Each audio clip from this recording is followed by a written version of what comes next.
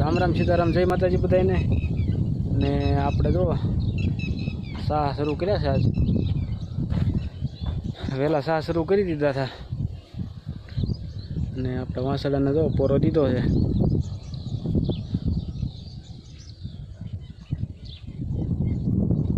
બસ હવે દાદા છે નહીં, આ થોડાક તરાસ્યા બાકી રહ્યા છે।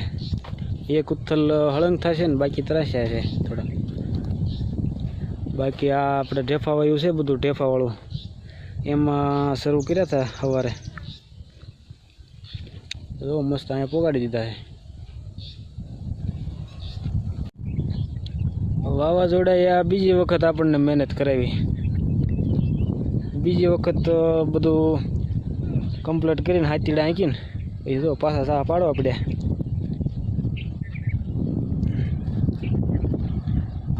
અને એક વાવાઝોડાની તો આગાહી છે જ આજકાલમાં। તે આપણે દરિયામાંથી બહાર નીકળવાનું છે, એટલે ભાઈ ક્યાં અથડાય ક્યાં નહીં જોઈએ આગળ પછી કેમ થાય। સારું પણ વાવણી થઈ જાય તો હવે વાવતા થઈ જાય, નકર હવે પાછું મોડું થાય।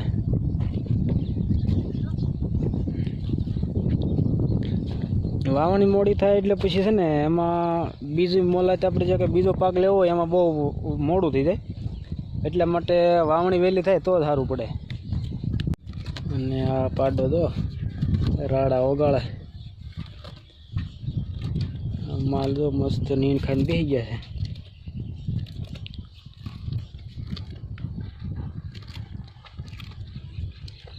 સવારમાં કાંક આપણી વાડીનો લુક કાંક આ રીતે છે। જ્યાં જોવો એના નકરા હાથીડા હાલે ને ટ્રેક્ટર હાલે ને ચારે કોર એવો અવાજ આવે છે ચારમાં। તો ચાલો આપણે આપણું કામ કન્ટિન્યુ કરી દઈએ, એટલે વહેલા છતાં સા પૂરા થઈ જાય।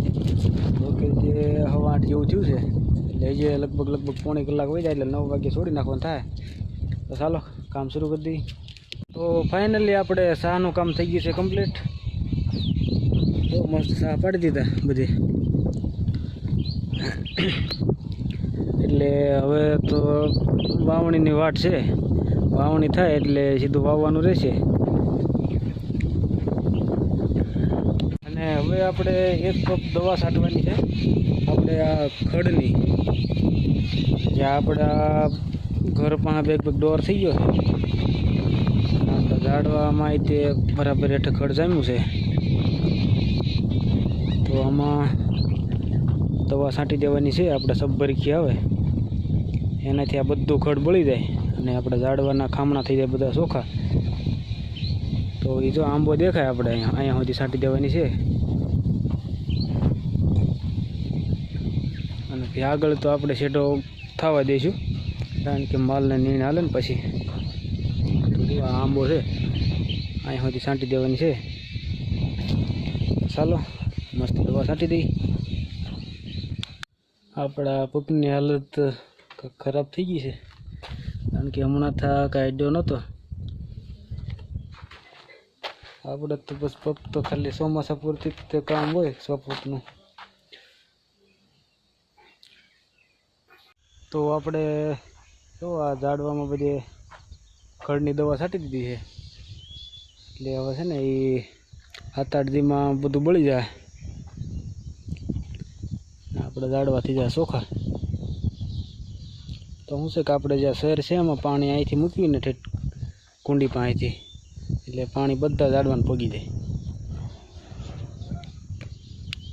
તો વાગી ગયા છે 6 અને આપણે જો બધા માલને વાઈ લીધા છે અને પાન બરોબર બાંધી દીધા।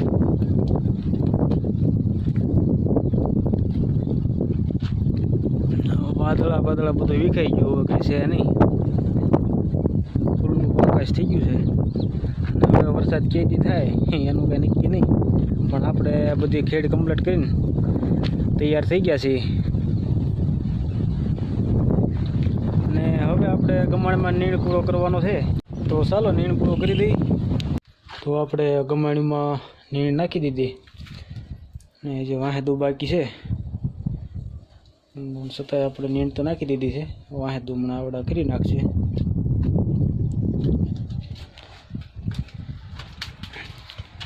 તો હવે થઈ જાય ફ્રેશ. ભેંસ દોવાનો ટાઈમ થાય ત્યાં આપણે ફ્રેશ થઈ જઈએ. તો ફાઇનલી આપણે જો ફ્રેશ થઈ ગયા છીએ અને બા અને મૂકવા ગયા છે ગામમાં. એટલે જે આવ્યા નથી, હવે પછી ભેંસ દોવાની થાય, કારણ કે એક ભેંસ તો ધોઈ નાખો, બીજી આપણને દોવા દેતી નથી. હવે પછી શું કરશું ભેંસ દોવાનું. ને આપણા માલ બધા આડા પડખે પડ્યા છે. કોઈ ગામ માથું રાખીને હતું, કોઈ ગામ માથું રાખીને હતું. ટાટા પોર થયો એટલે હવે એનો માલ નહીં તે મજા આવે.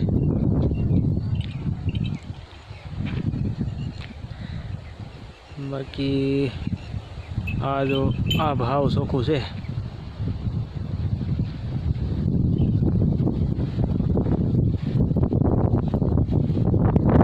તો ફાઇનલી આપણે ભેંસું ધોઈ નાખી છે અને જો ભેંસુને ખાણ દીધું. બે ભેંસું ખાણ ખાય છે. ભેંસું ખાણ ખાઈ લે તગારા નવરા કરે એટલે આપણે બળદાને ખાણ દેવાનું થાય વાસડાઓને. એના માટે પણ ખાણ પલાળેલું છે.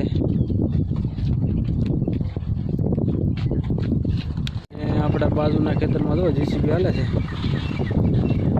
બાવળિયા કાઢે છે. ત્યાં હરિમાન બાવળિયા છે એ કાઢે છે. તો જો આ એક ભેંસે ખાણ ખાઈ લીધું છે અને આ ભેંસ પણ સટ કરી ગઈ છે. તો ચાલો આપણે મસ્ત વાછડાને પણ ખાણ દઈ દઈએ. તો જુઓ બે વાછડાને ખાણ દઈ દીધું છે. કપાસિયા ખોળ ખાણ દઈએ છીએ આપણે. પહેલાં ઘી દેતા, ઘી અને આપણે બાજરાનું ભડકું. આ બળજાને હજ્યું નહીં એટલે ઘી બંધ કરી દીધું અને હવે આપણે ખાણ શરૂ કર્યું છે. હવે જવાનું છે દૂધ ભરવા. તો મળીએ નેક્સ્ટ વિડીયોમાં. ત્યાં સુધી રામ રામ સીતારામ, જય માતાજી.